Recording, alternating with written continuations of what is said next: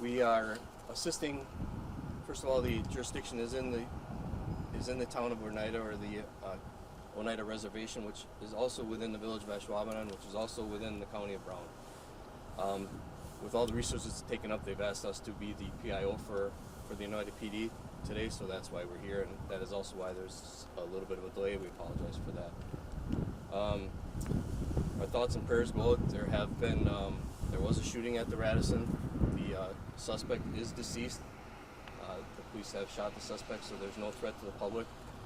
It appears to be a targeted event, not a random shooting.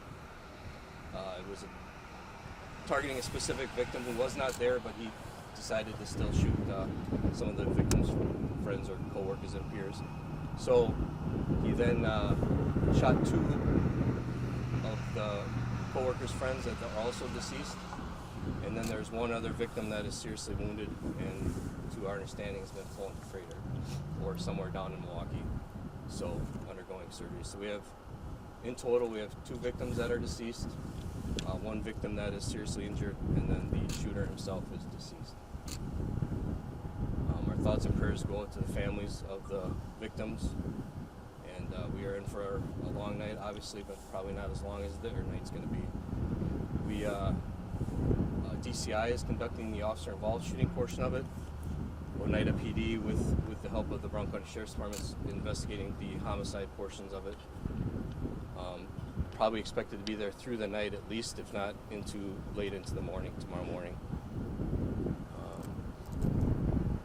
I have just the call came in at 7:28 p.m. The first call came in as within the restaurant area called, what's the restaurant called? Duck Creek Restaurant within the Radisson, that there was someone shot inside the Radisson, and that's how the first calls came out. As officers realized it was similar to an active shooter that we trained for, they called for a tactical alert, which brings every agency from around the area to the casino, or to the Radisson. So each agency within Brown County went, so I won't have to name them all, but they were all there, as were all the local fire departments eventually after they needed assistance, as well as all the local rescue squads. And then including Outagamie County came, as they were in Seymour, as you guys probably heard, they had a ammonia leak, and so they were close by and they came as well. DCI is on scene with assisting, and so is the FBI and the State Patrol as well. And we thank them for their assistance.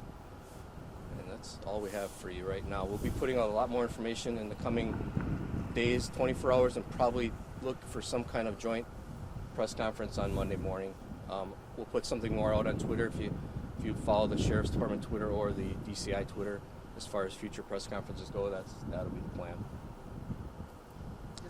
Any questions at all? I can really only answer a few, and to be honest, Assistant Chief and I really haven't been through the scene, so I can only tell you what I know and been briefed on myself. So, but I'll try to answer a few, but that'll probably be pretty limited.